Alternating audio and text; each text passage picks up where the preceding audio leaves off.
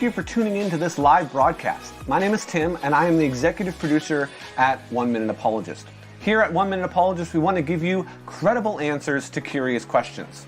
How do we do that?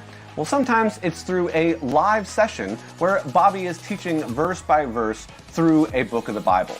Or it might be by exposing you to other apologists. We want to encourage you to explore more of our content and theirs on your journey. During our live streams, we often take questions. We try to prioritize the questions that are relevant to today's topic.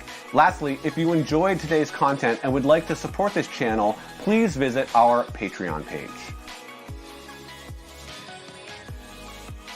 The stream will be starting soon. Thank you again for joining us.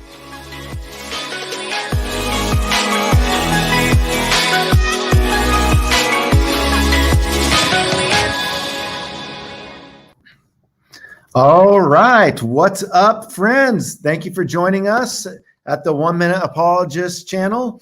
I'm here with my beloved bride, Hello, Heather Conway, and everyone. I'm Bobby. We're stoked to be able to have the opportunity to talk to you about addiction. Do want to say, if you got a message yesterday from Bobby Conway Instagram, there was somebody who went and set up a fake Bobby Conway account and sent it out to a bunch of people. But they spelt it Conway. And then they started asking people for money, and it was me speaking in like terms that I don't even use.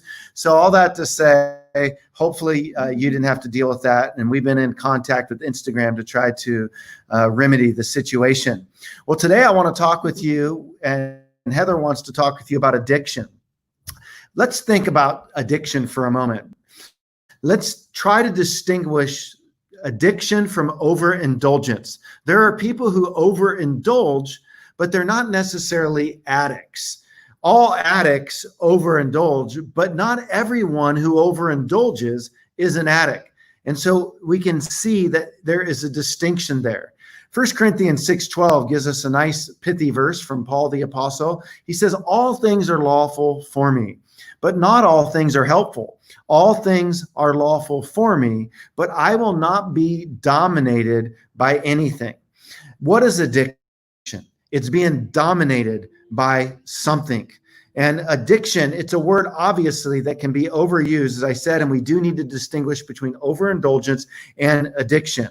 But when it comes to an addiction, there are psychological and there are physical features that come with it, in particular as it relates to your chemical addictions like nicotine and drugs and alcohol. It can be completely psychological and even physical. And so if you're in the throes of addiction, you will know what I mean by that. That is to say that if you're addicted to something chemically, there can be a physical draw. I know in my days when I drank and I struggled with alcohol, when I felt the craving kicking in, it would be like on my insides of my stomach. I called it moving fingers, right? Like the fingers would start moving. I was crawling in my skin, and it would take a drink to cause that to go dormant, for my fingers to relax. I remember when I started fasting as a believer, and you know, when you're fasting, your body is hungry. It's craving food. And what I made was an association between trying to get sober and fasting. Your body's craving alcohol. Your body's desiring something physically. And so even when I got sober the first time as a kid, I could feel those physical withdrawals and my body wanting to drink so bad that it would be like those fingers moving. Well, one of the things that Heather and I want to do in this episode today is we want to talk about addiction in general, because there's lots of different types of addiction. And so maybe as we kind of dig into this, talk to us a little bit, honey, about the types of addiction. So good to be on with everyone. Hope everyone's doing well. And I'm so glad that we are tackling this subject of addiction, because there again, with a lot of the lives that Bobby and I do regarding mental health or trauma or addiction even, it's just not discussed that much. So I think it's so important that we're here. But today we're going to talk about addiction. And addiction, there's two types of addiction. There's chemical and then there's behavioral And most people, when they think about addiction, they're thinking more about that chemical addiction, Mm-hmm. the drugs and the alcohol. But there is also behavioral addiction. There's career. You can be addicted to your career. We see that so often as people are climbing that corporate ladder. They just tune everything out so that they can accomplish more, get more power, get more money, and they literally can't stop. There's a shopping addiction. We know we've seen that goes beyond the retail therapy. I mean, I'm all for some retail therapy, but it can go beyond that and it becomes an addiction. It truly, truly does. You have TV addiction, you have porn addiction. These are behavioral addictions. And then you also have food and sugar, which I would make an argument to say that it's both chemical and behavioral. And honestly, sugar is the number one addiction in America. It's the number one addiction in America. It's the number one silent addiction. It's the silent killer too, is what I call it. It's what when I meet with my clients, I'm like, really, sugar is what's killing everyone. We are the most industrialized country in the United States, but yet we are the most unhealthy. And it's because we are addicted to sugar. So sugar is a huge addiction, but most people don't really want to categorize it like that or think of it like that. But sugar is a major, major addiction, and so is food, emotionally eating because they're trying to stuff something. So we're looking forward to just talking about all addictions and, how to heal it and how to overcome it and face it head on. Yeah. So, I mean, there's these behavioral addictions, but then the chemical addictions would be things like your drugs, your alcohol, opioids, nicotine, even caffeine. Heather mentioned that sugar is kind of like this big, addiction killer. I think you've called it a silent killer, but caffeine is another form of addiction. That's one addiction I'm going to just have to own up to. Yes, exactly. Like we kind of laugh that one off, right? It's an okay one, I guess. Yeah, but the interesting thing, some addictions are more devastating than others, right? You're not going to lose all your friends and family because you're addicted to caffeine. But you could lose everything if you're an alcoholic or if you're a drug addict. And so that's where there's some addictions, they're even more severe. And some addicts end up with a bunch of these different addictions, and it can just become very paralyzing to one's life. Addiction is so powerful. Years ago, my wife and I were watching a program. It was a reality TV show. It was called America's Greatest Dog. And they had these different dogs on, and remember Tillman, the English bulldog, and Ron was the master of Tillman. And one of the events on America's Greatest Dog was they brought all these dogs out, and they came out with their owners, their dog masters. And the object of the evening was to put the dog's favorite plate of food in front of the dog. And Heather and I, this is, I think, before we even had a bulldog, right? No, we had Esther then. Okay, because we've had a couple. we had Esther, now we have Sir Winston. But this English bulldog Tillman, he was presented like a big porterhouse T-bone steak, right? And you could just see Tillman, in whichever dog could resist caving into its food, kind of wins, right? And some dogs couldn't cope. But Tillman, the English bulldog, you just saw him looking at this big old T-bone steak. and Ron's above him going, hey, Tillman, don't do it. Don't do it. And Tillman would look up at Ron, and then he would look down at that plate of food. He'd look up at Ron. He'd look down at that plate of food. And sure enough, this English bulldog, this dumb dog, didn't cave in to the flesh. And I remember having this epiphany of thinking, man, if an English bulldog can figure out how to obey its master, how much more should we, who are created in the image of God, be able to resist our flesh so that we can overcome these addictions in our life? And I'll tell you, if we're going to do this, we need to recognize the kind of addiction we have. We need to recognize the cause of addiction. Did you know that 40 to 60% of addiction is triggered by genetics? So in other words, 40 to 60% of people are more at risk of addiction because of genetics. Now, that's going to be more chemical addiction. And then there are environmental factors as well that can contribute to addiction. This could be a difficult home setting where maybe abuse takes place and somebody's looking for some emotional reprieve. And what do? They turn to something that becomes an addiction for them. And so it could be a difficult job. It could be living in COVID-19 times.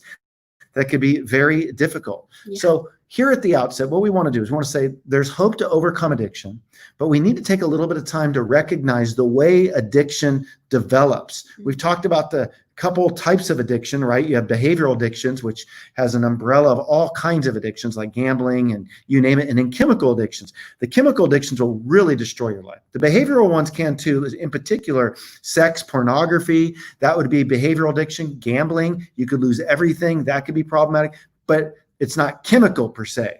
And so we're talking about some of the causes of addiction. And again, for those who are just joining, we're saying we've got to distinguish between overindulging and addiction. Not everyone who overindulges is an addict, but everyone who's an addict overindulges. So now let's talk a little bit about how addictions develop, hon.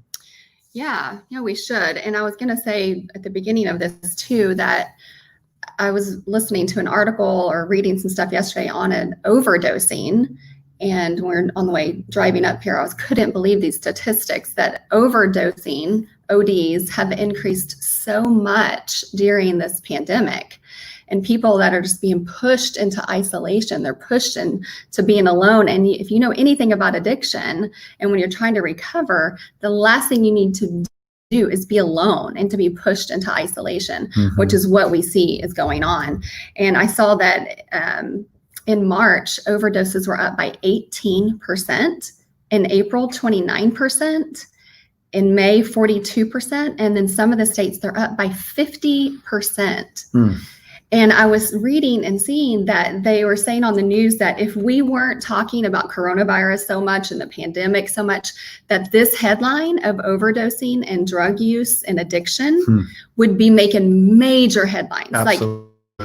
Like this is how severe this is, that those numbers, 18%, 29%, 42%. That doesn't sound, okay, that's just another number. No, these are actual statistics of people that have taken their life since March. And we have to start addressing these behaviors, because if we weren't obsessed with this coronavirus, we would be talking about all of these deaths from opioids and from alcoholism and abuse and all of these things. So all that to say, this stuff needs to be talked about. It needs to get, brought to the forefront, because people need help and people are struggling. And oftentimes as we lead into the cause of addiction, we see that often, addiction is born out of that need to escape, right? I know for you, I've known that's what you do. You wanted to escape. People want to escape something. They're trying to numb out. They're trying to escape something stressful, a circumstance. They're trying to get away from their feelings. So they go after something and they attach themselves to a chemical or a substance or something like that. Yeah. So it's usually in a difficult time when you're wanting to escape. Yes. And that is something to be aware of. And I know for my own life, if I'm in a real difficult season, I have to be aware that my brain is going to start thinking in the terms of escape. It still does. When I'm struggling, I have to constantly fight these feelings of escape. And what can happen is so here's kind of how the addiction formulates in a person's life, right? You have people who have propensities toward addiction, like we talk about with genetics or your particular setting that you're living in. But then what happens is you're struggling, you're agonizing. There's a discontentment in your life. I mean, addicts, alcoholics, totally struggle with discontentment, right? So what happens is you start trying to anesthetize your feelings. And so you turn to something that gives you a sense of euphoria. And for the addict, he will return over and over and over again looking for that euphoria. And again, remember, we're not just talking about chemical addiction. We're saying that there's behavioral addiction. So you can get a certain euphoria if you're a shopping addict, or if you're a gamer, or if you're a social media person, or if you're a spender, a gambler, a sex addict, whatever it is, you get a euphoria by it. For me, it would be alcohol, right? Being very aware of what that can do. And so what happens is you turn to that, you get a sense of euphoria, and then you want to go back to it. A person who's a non-addict can take that moment of pleasure and let it be. But the person who's an addict, because they struggle with an internal discontentment and often underlying anxiety disorders, Yes. Depression that can get to the person, what happens is you return over and over. And then as you return, this addiction begins to develop. And as the addiction begins to develop, it starts to overtake your thinking. It starts to overtake your planning. It starts to determine what you say yes to and what you say no to. Other things that once interested you will lose interest. This becomes sort of a new master is forming in the process. And you start saying no to things. You start shutting other people out. You start isolating. All that matters is getting the next fix. And eventually you find that it's hard to imagine life without it. It will begin to run down your character, runaway relationships close to you.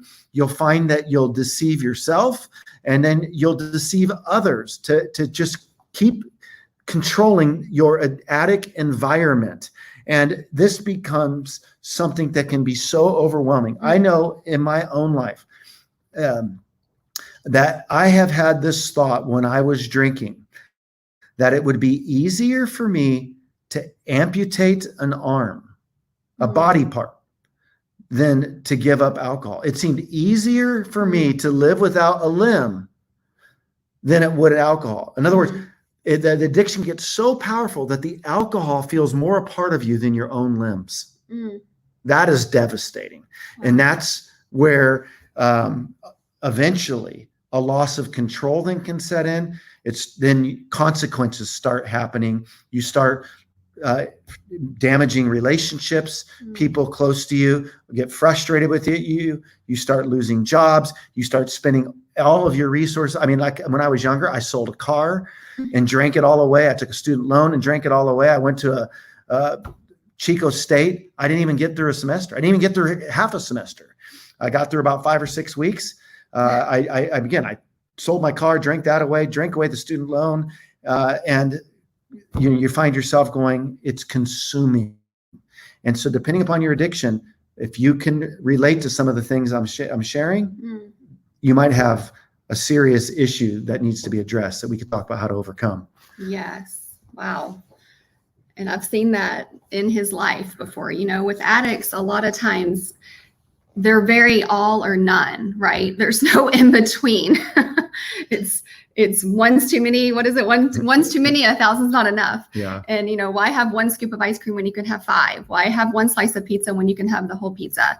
You know, I've seen this disease process going on in this head of his for years. And if you're out there watching and maybe you're trying to help someone, it's very critical that you realize that addiction will usually attach to something else, even when they can get that alcohol under control, which in Bobby's case, he was able to get that under control, but it's still an ongoing process for Bobby because addiction is a chronic disease, which means it's something that you're going to have to deal with probably for a very long time, if not forever.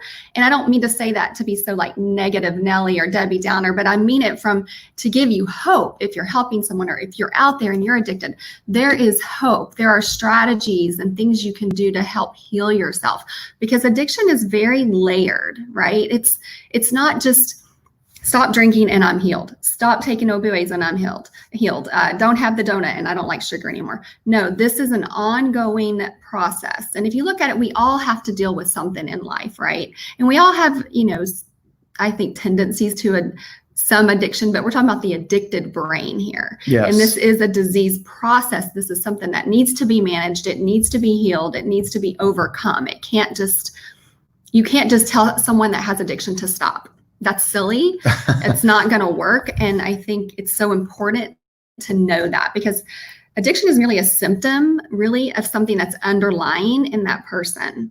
And Bobby just hit on that, but it's usually a depression, anxiety, PTSD, unhealed trauma, which we know we talked about in our last YouTube live. But a lot of people that have addiction in their life, whether it's food, emotionally eating, shopping, porn, whatever it is, there is something that they are trying to get underneath. and they're trying to relieve themselves from something, get a high, get a rush, get a fix somehow to make themselves feel better, because they're trying to numb out on that depression, anxiety, and all of that. So our hope is that we can bring some of this to life and talk about it. Yeah, I mean, so some of the signs of addiction that can really begin to hit then is we've talked a little bit about the forming of an addict, the formation of an addict, the making of an addict, and what that looks like. And I'm thankful that you brought out some of the ways that just because you get rid of the particular thing you're addicted to, the addict is still there because it's deeper. It's deeper. Chronic. Yeah, there's something we're just attaching to. But some of the signs then of like addiction would be that you can't concentrate, you struggle sleeping, your thoughts are consumed with it. Like, when can I get this next fix? When can I do this again? It's met with cravings as well. Like at the beginning of the episode where I talked about how these moving fingers would happen on my insides. Like I have to have a drink to calm that down. You struggle managing life.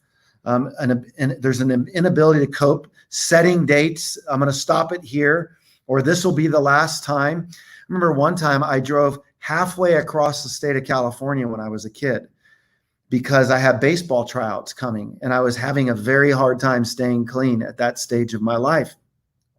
And baseball tryouts were going to be like on a Monday. So I said, I know what I need to do. I need to change my environment. So I drove in a car 3.5 hours away. And I thought if I could just get halfway across the state and go to a new environment, then I won't drink. And that way I can survive the weekend and show up at tryouts and have made it. Well, guess what? I drove 3.5 hours and I don't even think I made it through the door before I was already drinking. So the whole plan, right? You start making these plans. Like, so I find myself setting dates, driving halfway across the state, coming up with all kinds of, I'm only going to drink non-alcoholic beer.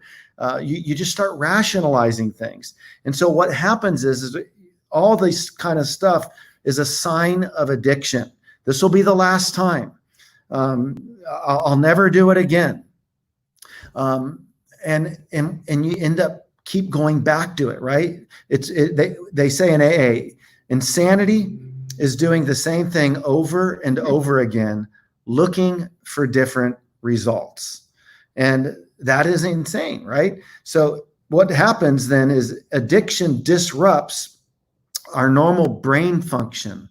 And what happens is the reward system kicks into gear. And the reward system says, hey, if you act out, that desire will be fulfilled in the form of euphoria. And the addict keeps looking for it. But the problem is while that euphoria will come, and sometimes people drink so long that they even lose that.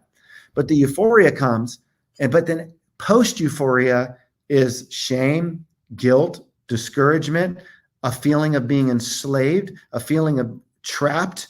And so that's at this part in your life where you start getting hopeless and it starts getting really difficult to live with.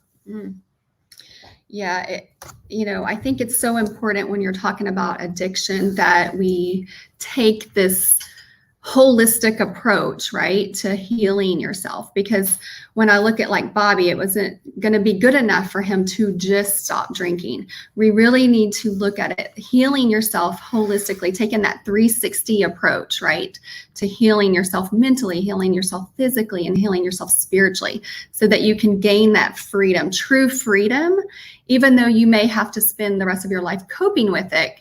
At least you've set yourself up to win. You have strategies, you have coping mechanisms to help you heal your traumas, to help you get on track spiritually with the Lord or accept God into your life. That's where true freedom is found first and foremost, is through the Lord Jesus Christ. So finding that holistic approach, that 360 in your life, so you can set yourself up to win. Yeah, so you're saying just because you get physically freed up, if you don't deal with the psychological issues that led to it, you're going to have a relapse. You are, and it may look differently, right?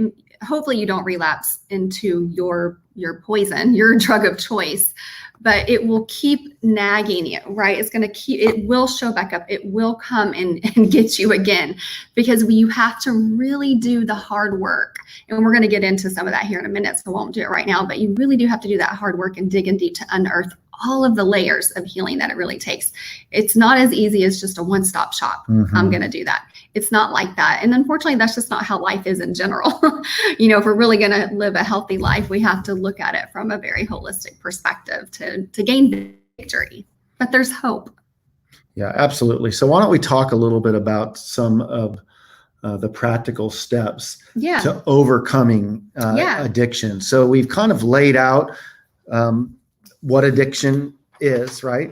Overindulgence doesn't equate to addiction, but all addiction entails overindulgence. Some people are just overindulging. Even with alcohol, it talks about in the book of AA, where I totally agree with this statement. There's the certain type of hard drinker that is given a good enough reason for why he should quit, right? Like his health doesn't look good.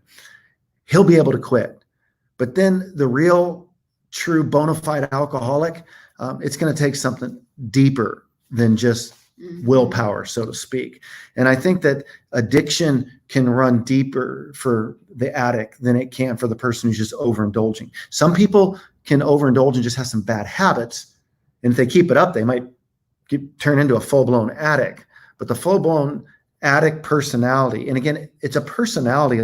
A lot of times it's even there. You can sense it and you can detect it before the person ever even turns to drugs and alcohol in their life, in the way that you can see they are living. So what we want to do now is we've talked about some types of addiction, what causes it, the forming of it, the making of an addict.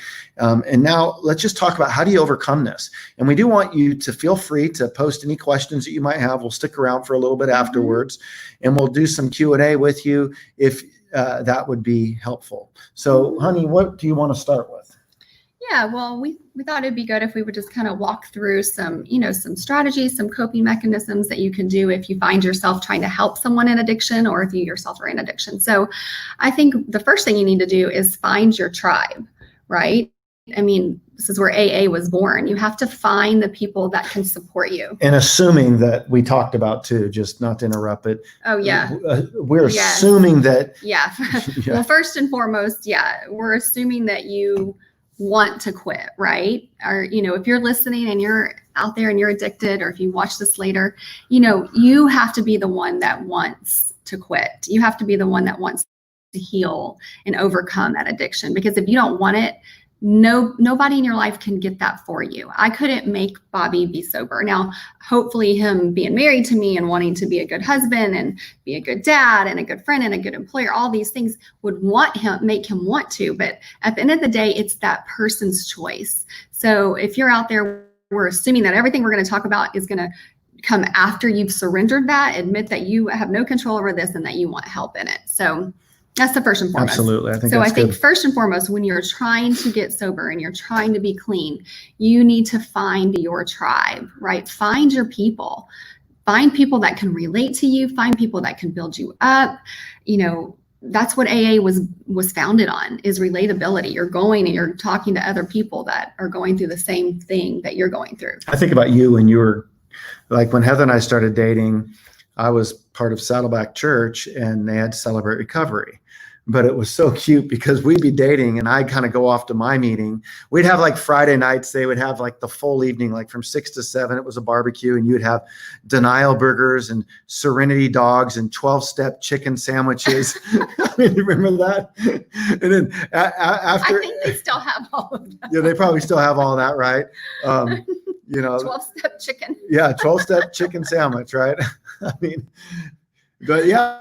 We did that, and then from like 7 to 8 was a group time, but then from 8 to 9, or was a corporate time, we'd all worship, and there would be a message. But then you break off and go to these groups. But she'd go with me on these nights, and then she'd go into different meetings on codependency or all these different things. But I think that was informative for you on what it means to find a tribe. Yeah, it was. I'm not an addict personally, but I realized early on that I'm was dating one and was probably going to be married to one. So I was really just trying to educate myself. And I really love to study the human. I love to study the psyche of people. I love all of that. So I would go to these meetings, and I mean, honestly, sometimes I felt like an alien because I was like, I just don't get it. They're just in another world, but yet they all had the same characteristics. Mm-hmm. They were all that all or none, the highs were high, the lows were low.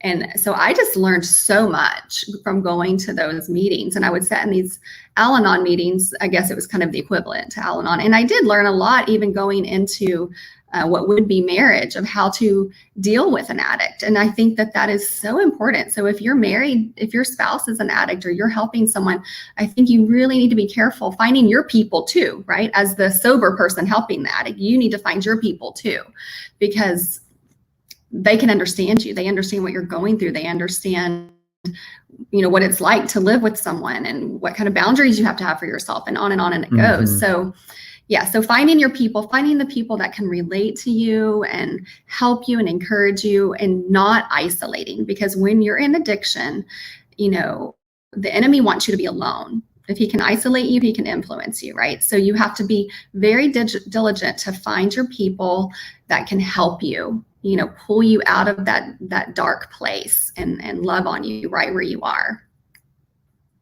Yeah. Well, I think, as I appreciate, I just saw, not sure why I'm sub, but your wife is hot. Well, thank you. She is a beautiful lady. So yeah, she's joining me in here today. With sobriety and finding your tribe, it is so important. I can remember when I had my relapse, and here I, as a pastor, I was struggling, trying to figure out, well, maybe I can control alcohol. Maybe I can moderate. Maybe I can. And I found myself going back to AA because it really got in my head again, the alcohol. And now it was scary because I was a pastor of a large church, very well known in the area where I lived. And then I start going to AA again. And that created all kinds of fears for me, because I can remember we said the Lord's Prayer at the end. And then when I was done, somebody just, who was holding my hand says, "Man, I just so appreciate your messages, Pastor Bobby." And I'm like, oh my goodness, like, can I even be real here? Can I be open here? So if you're a ministry leader or if you're a pastor, finding your tribe can sometimes be a little bit more overwhelming, because there are expectations that people have for you. And you have to, but I'd want to say, find that tribe still, if you're a ministry leader, because to not is to die. It's to suffer 1,000 deaths. So outside of finding a tribe, what would you say? So I think another thing is you have to get moving. You have to exercise, get some fresh air, because oftentimes when you're in what I call addict mind, you're using, or you're trying to detox, or you're just in that addict mind, or you're fixating. The very last thing you want to do is probably go exercise. You're usually either sluggish, you're tired, you don't feel like going outside and moving, but you really need to. And here's why it's so important, because when you get out of your head and you stop obsessing, because we all know that addicts are fixators and they obsess. And this, if you are an addict, this if you're married to an addict or you have an addict in your life, because they literally fixate and obsess. And one way you can really combat that is to go outside and get the fresh air, get out of your head. Exercise boosts your hormones. It boosts your endorphins. It decreases your cortisol, which we know is so important for stress management and sleep and all of these things that we're going to get into. It keeps you busy, because addicts need to be busy. So exercise is another form, because addicts they can't get out of their head. So they have to be busy. And I think it's like a win-win, right? You're out in the elements, you're running, you're exercising, you're lifting weights, and you're getting out of your head. You're staying that busy. You're occupying your time. I'm like, go exercise. Like when he gets in his head, I'm like, go to the gym, go pound some weights. Yeah. Too much time on your hands is not helpful for an addict personality. That is so true. You got to distract yourself. You really, really do. And, and also exercise, it's a good confidence booster, right? You get confident, you start looking better, you're getting stronger. Those are all just added benefits. And the biggest benefit of exercising is it's a stress reliever. And it's so important when you're overcoming addiction, or if you are an addict, to de-stress, because addicts and people that are in recovery are usually chronically stressed. And that chronic stress, we know, destroys your immune system.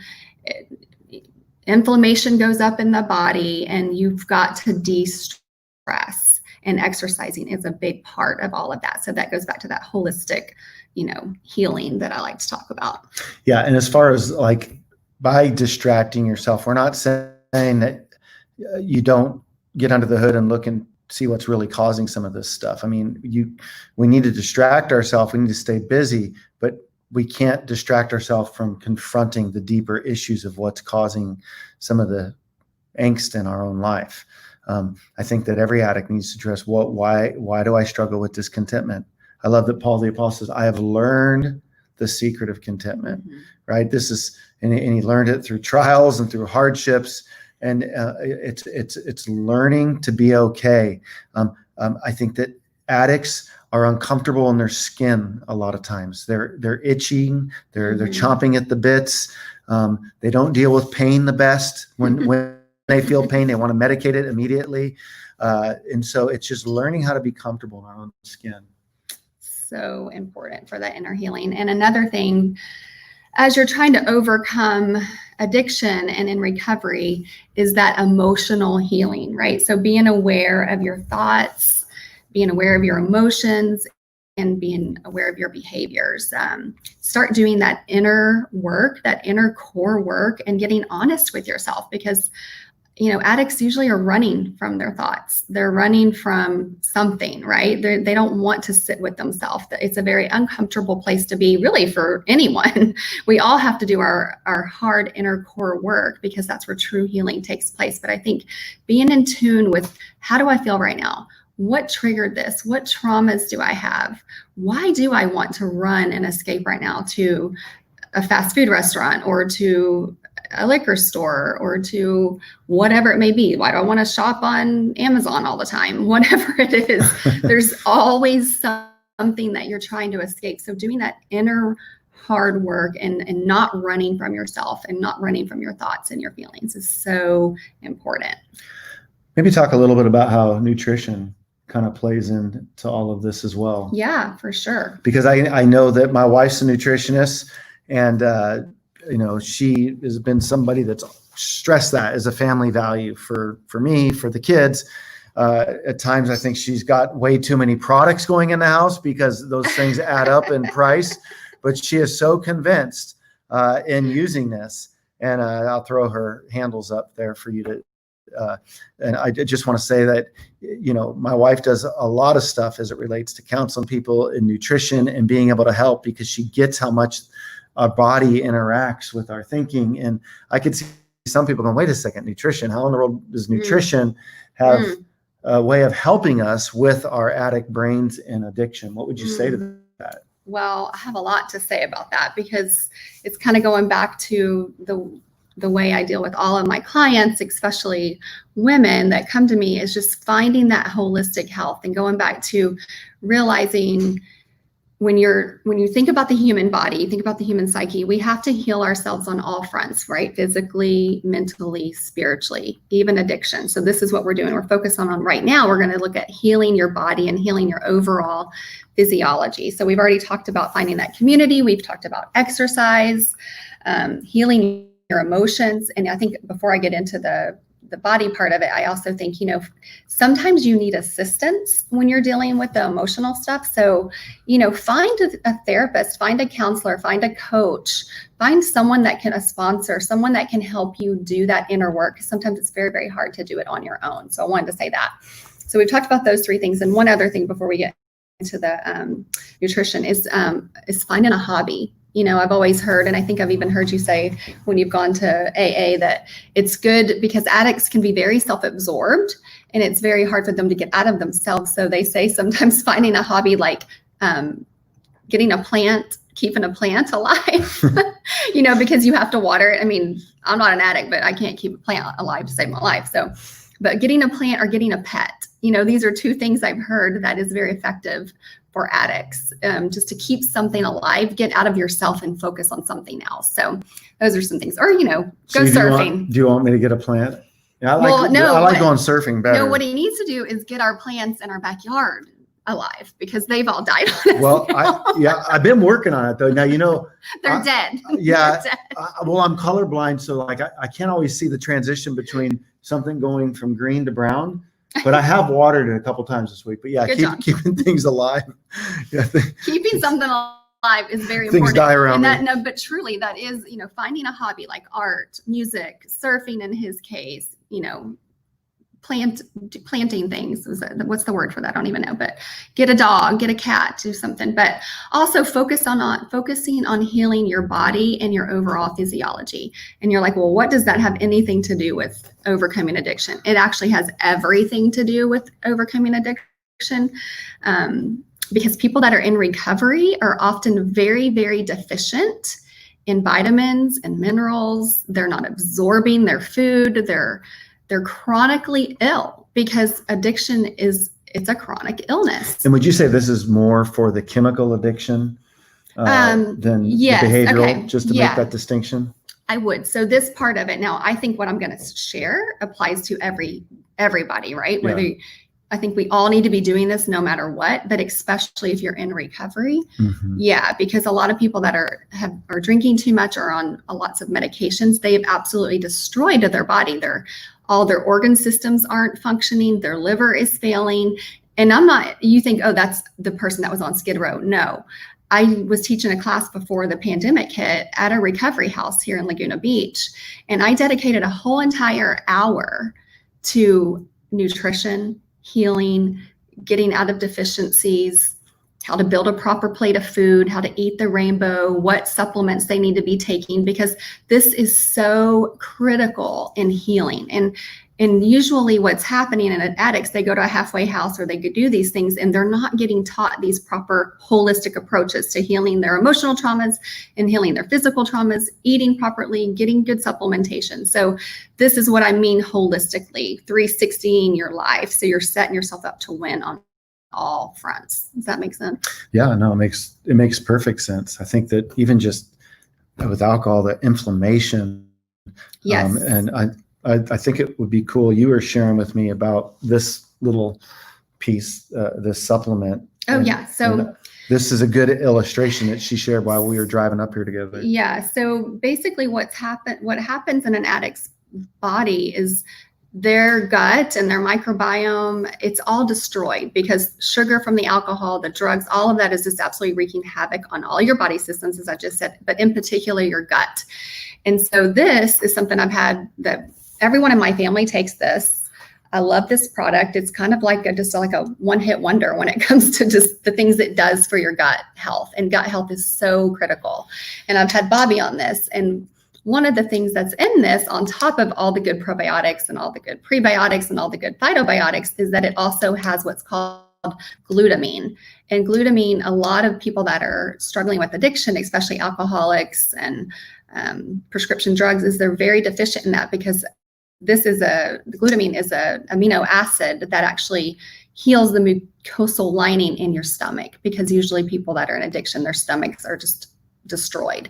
And so this has that in it. So it helps repair those cells. It helps you start reabsorbing all those good nutrients, because typically when you're in addiction, you're moody, you're not sleeping, you have insomnia. So all of that leads to mood swings. It leads to irritability, sensitivities. You're just agitated. I mean, you name it, that's what's going on with the addict. So doing everything you can to just, prop yourself up, give it what you want. And if you're interested in this, definitely Bobby can put up my stuff on social media, and feel free to DM me. Yeah, feel free to DM her for sure. Or email me. You can put my email on there too. She's been lots of counseling. I mean, people are watching our videos that we're doing. And by the way, some of you might be going, apologetics and some of the addiction and mental health, what's going on there? Well, I truly believe that we need more apologists making a case for why we need to do a better job as a church on tackling mental health issues. And so we are very familiar with just mental health struggles and the battles that it can cause. And we just want to come and we want to help. And so we're putting out videos every so often. My wife will jump on with me because it's kind of our together passion. We're married. We love things. She's not going to be into maybe the apologetics and philosophy the way that I am, but she's passionate about people being mentally healthy and passionate about the church getting how to minister to those who struggle with mental health issues. And coming out of COVID-19, I mean, the church we're not really coming out of it, feels like we're going back into it. We're in California, so, we're in the middle of it. I don't know where you guys are, but we're we're in the middle of it. And so the whole deal is we have a mental health crisis on our hands. And the church has to have some visionaries coming out of this saying, how are we going to deal with people on mental health issues?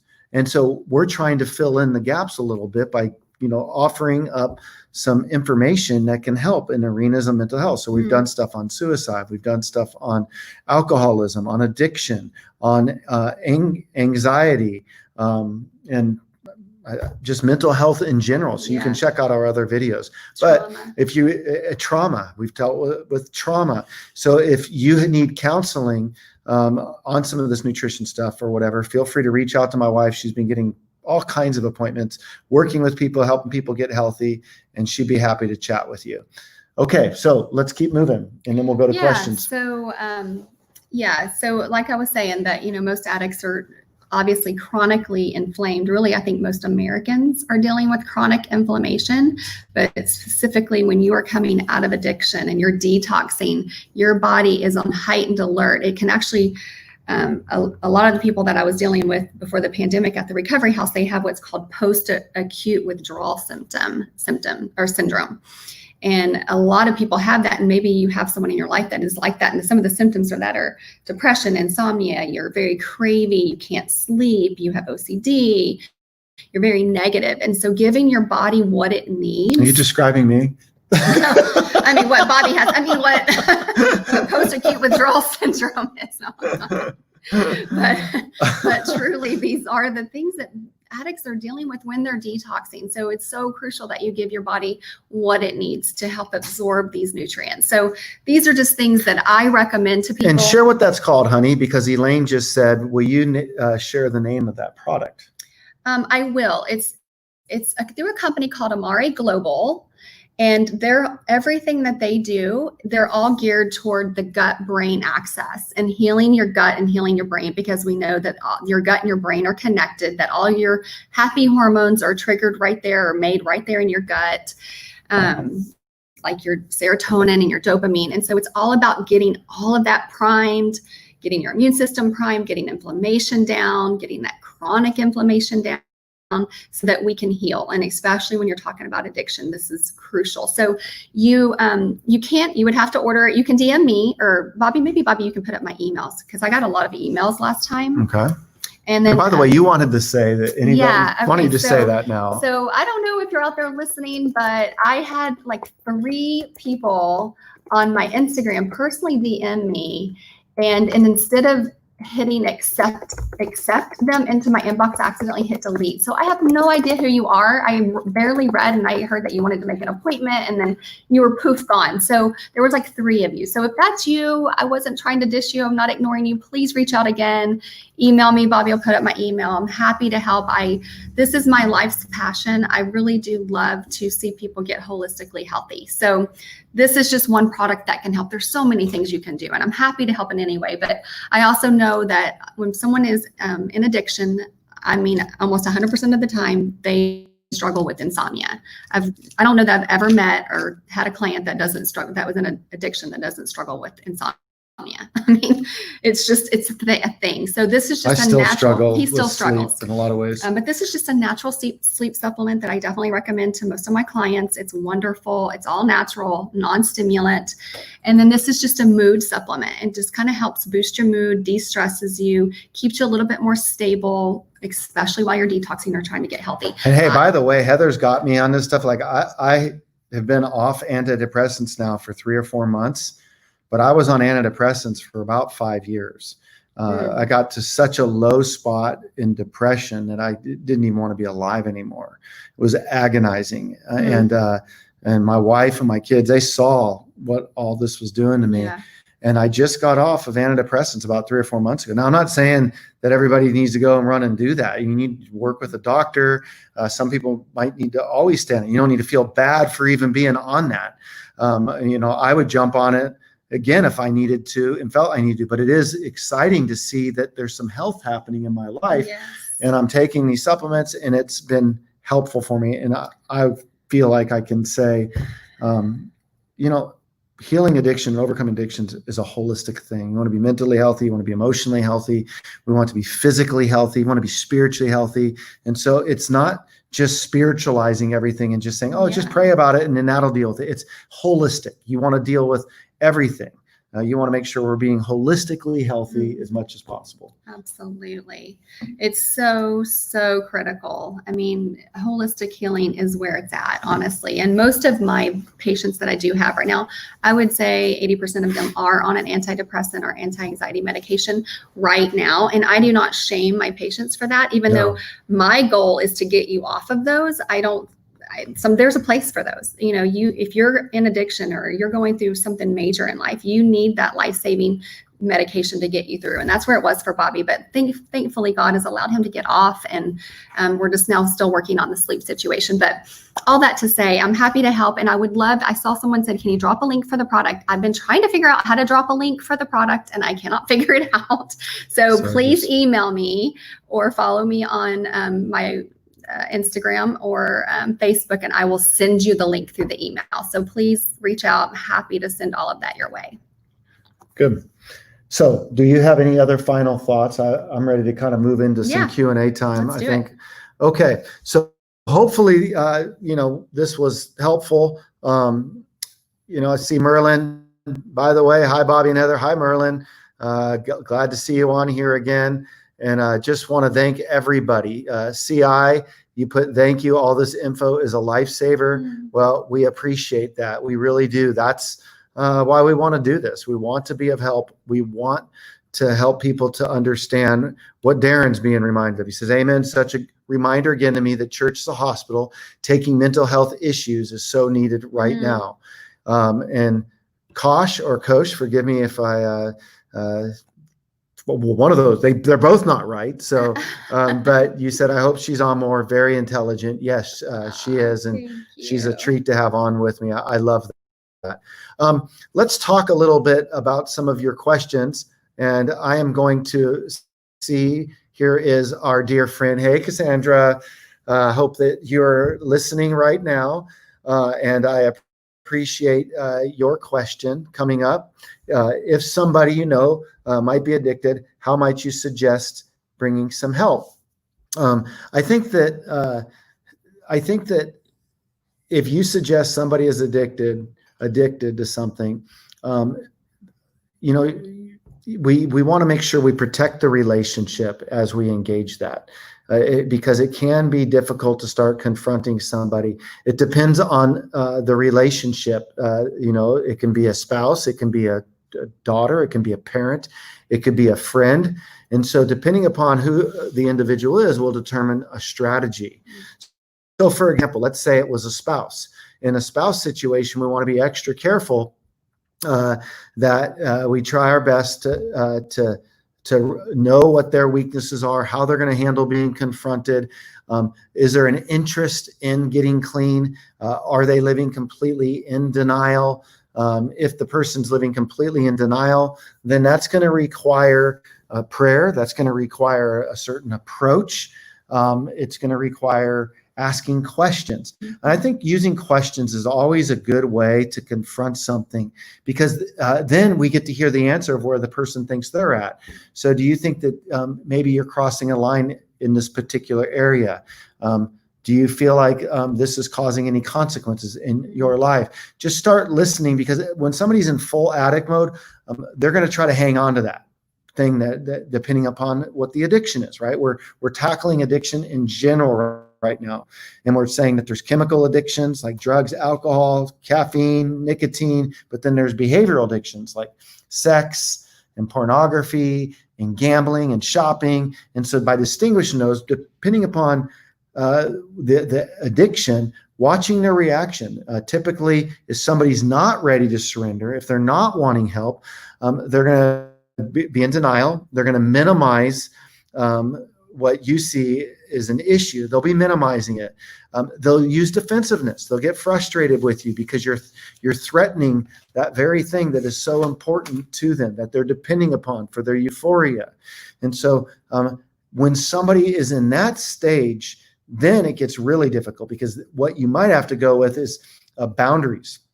And boundaries are very difficult for people, but if you don't set necessary boundaries up, Heather put some boundaries up for me. She told me, like, on my last relapse, I left the house. I had to leave the house for like 3 or 4 days. I went and stayed at my parents' house. She put that boundary up. What was she doing? She was showing tough love, because she knew that if she didn't put some tough love up, I would take advantage of the situation. And so sometimes the best way to help somebody is putting some real strong boundaries up that say, I'm not going to tolerate this. And so there's a way to do that where you let the person know you still love them, you still care about them. If they meet these boundaries, then, hey, we're welcome to come back in. But you can't sit here and abuse this and go on as if nothing's happening. What would you want to add to that, hon? Because I'm the one who's the addict and you're the one who's had to deal with it. Well, I don't think there's a one size fits all. I'm really, really big on boundaries. I think Dr. Phil said this, but I love it so much. It's like you teach people how to treat you. And so if you just let that person just continue to, because the addict, what they do is they're always going to be in a crisis. They're always either leaving a crisis or going into a crisis. It's kind of just the highs and the lows are very much there. So you have to have proper self-care. You have to have proper boundaries. You have to meet them where they are, but you have to protect yourself, because if you don't, it becomes all encompassing. And then your life just becomes about their crisis, their emotional ups and downs. And we've done this, back and forth for years and years and years. And it's not perfect now, but the older we get, the longer we're married, the more I know how to handle him and vice versa. But I think really, setting yourself up with proper boundaries, a support group, meeting him where it is, lower the defenses. Like Bobby said, ask questions. Don't be accusatory if you're trying to get that person to admit they have a problem. Yeah. There's a good point that I read up here. If you see me glancing off to the side, I'm looking at your comments and just trying to see what we're putting up next. Merlin said, some folks just need for their life to fall apart. That is a hard truth, but that can be so true sometimes. And it's agonizing, but the way out of denial is to be crushed sometimes.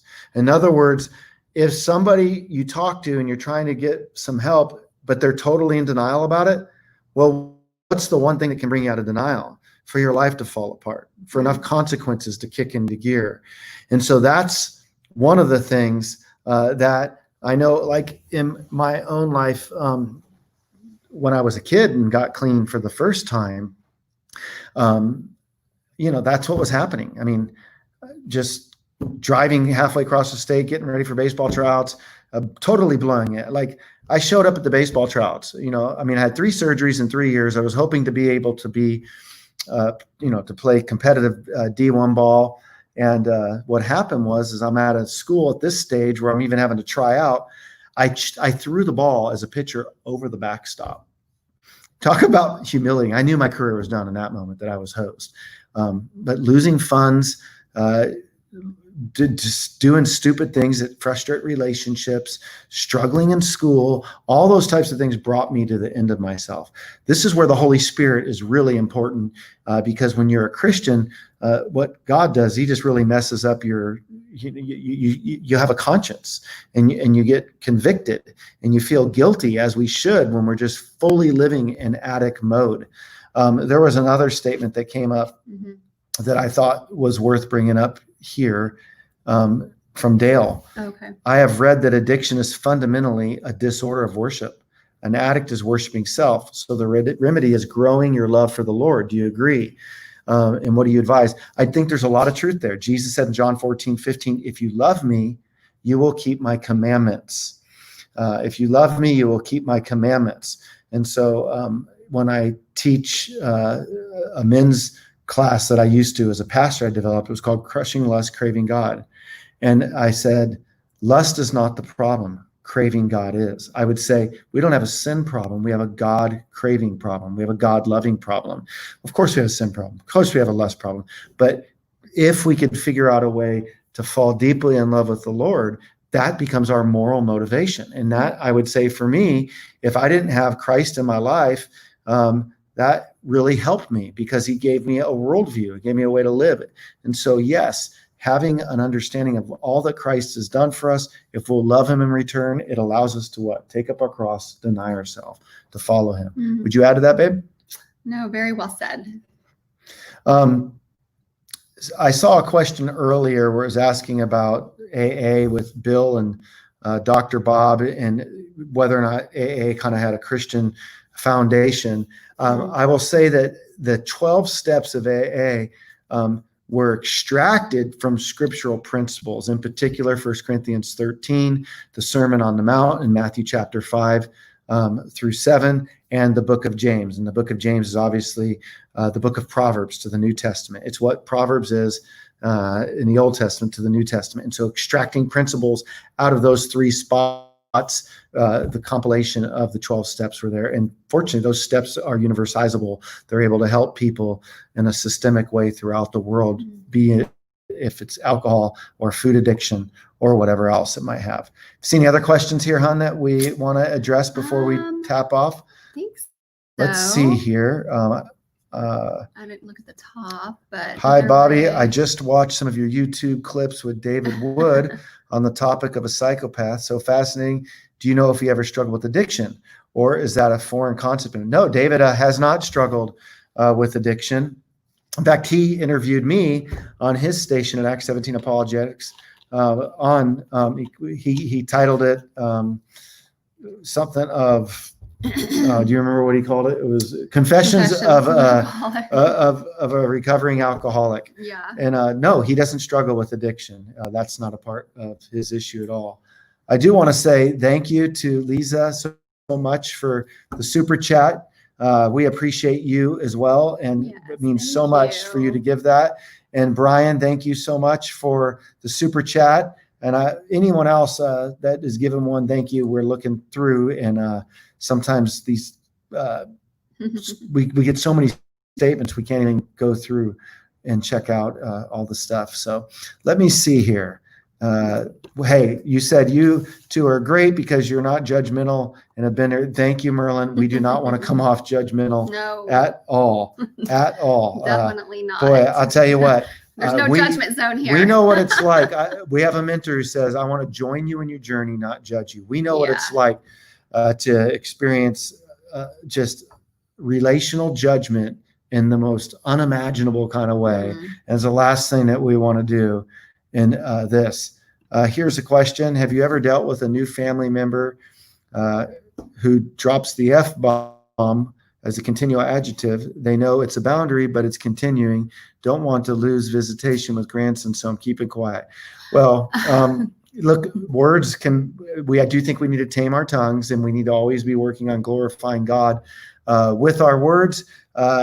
At the same token, we just need to meet that person where they are. Everyone has their struggles, and we need to realize that, the F word's not the unpardonable sin, right?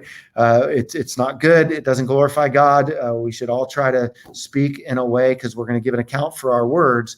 But I would just say, maybe what's going on? Why do you want to do that? What's motivating you here? I don't know. Anything that you would add to that?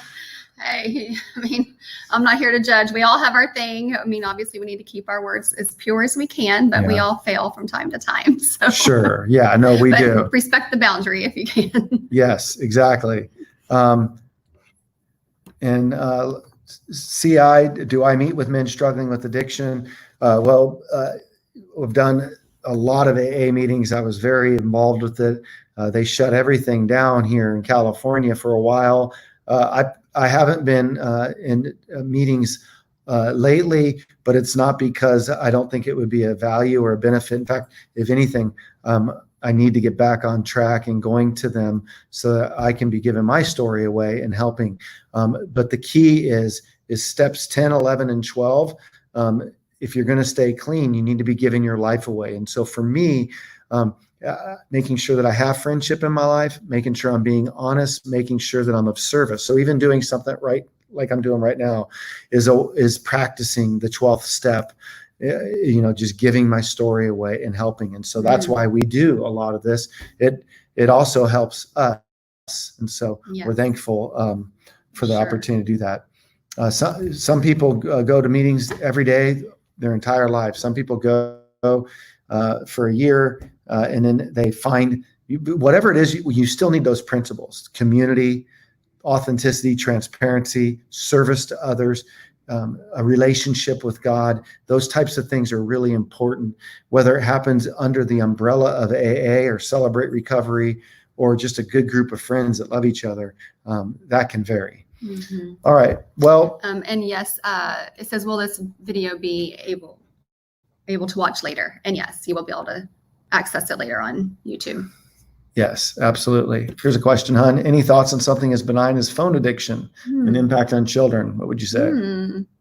Well, you know what? Phone addiction is an addiction for sure. So I would say, depending on the age, right? So if they're in your home and they're young enough where you can, have some proper boundaries around the phone, I would absolutely say yes. I'm sorry, the screen just went blank. It scared me. But I would say, put up some proper boundaries around the phone. So if they're in your house, maybe just have all phones go on the counter depending on the age, maybe at 8 o'clock at night if they're younger. If they're older, maybe it's at 10 or 11 o'clock. They don't go to the bedroom with their phones and sleep with their phones, because that's just a recipe for disaster when they're young. And, they don't have the self-control. They don't have the maturity to know what to do with that and what not to do with that. So I definitely think there's a huge impact, if that's your question. Studies have been shown. Dr. Amen has done a huge study on the brain and what the phone actually does to the emotional centers of the brain and the amygdala and the emotional center. It's just insane. So it's a huge problem that needs to be addressed more. So if you have control over the kids, I would definitely say put some proper boundaries up for sure. And Whitney, I just wanted to say hello. You said you joined the last few minutes because you saw our happy faces. We went to Bible college together, and Whitney, basically, she knew me when I was freshly saved, not clean for but a year, maybe year and a half. And I was this guy that was so uneducated that I failed the ASVAB to get in the military 3 times. And so when I went off to Bible college, Whitney was one of my tutors helping me to pass my science class. And I remember she helped me, and I got a 43 on a test. And I think Whitney said, well, that's 43% better than you knew before. And hey, that's the attitude. That's positivity. So thank you, Whitney. I always will be thankful for your help. A lot of people came alongside me during that season because I was not a student as a kid, and helped me out. I had to pay people to type my papers, for crying out loud. And then I started to bud academically by the time I got to seminary. And then after that, really things started coming together. But boy, those were some tough times. And good to hear from you, Whitney. That's cool. Well, anyhow, friends, this was a good time with you. We'll be back on, I would say, fairly soon. We do want to let you know that the 1 Minute Apologist is a listener support ministry. And so we're just looking for people to join our support team. You can do that. I'm going to put up a Patreon link if that's something that would interest you. We would love for you to consider joining that. I'm trying to see how to remove this right here. I'm not typically, just so you know, when I'm doing this without my wife, Tim Hull. This is why we need you to join our tribe, because we need to pay our staff. Yes, I have a staff that takes. We need Tim to help us figure out how to remove the comment. Oh goodness. But really, we would love it if you guys would consider joining our family. We're really just trying to build up our support base so that we can continue to, come live. We can do these types of things, create videos, edit the videos, have an executive producer, all of these things. So, $5 a month would be even appreciated. obviously whatever you can do, but we just would love to have you part of our family here at 1 Minute Apologist. Absolutely. And if you don't mind subscribing, liking, and sharing about what we're doing, a couple things to be aware of. Tomorrow night, 5:15 Pacific Standard Time, I'll be interviewing Dr. Frank Turek, my dear friend. He'll be on with me. I'm looking forward to that interview. If you missed my interview last week with Nancy Piercy, be sure to check that out at our YouTube channel. Also, we have a new course coming out. I've created a crash course on apologetics, and it's going to be about an hour and a half to 2 hour course. And we would love for you to be able to check that out as well. And be sure to go to oneminuteapologist.com to learn more about how to support our ministry and jump on board. Any other questions, feel free. We would love to answer anything that we can, but we believe in what we're doing and we want to keep this stuff coming out. So hope to see you tomorrow night, 5:15 with Dr. Frank Turek. All the best. God bless. Peace Bye, out. guys.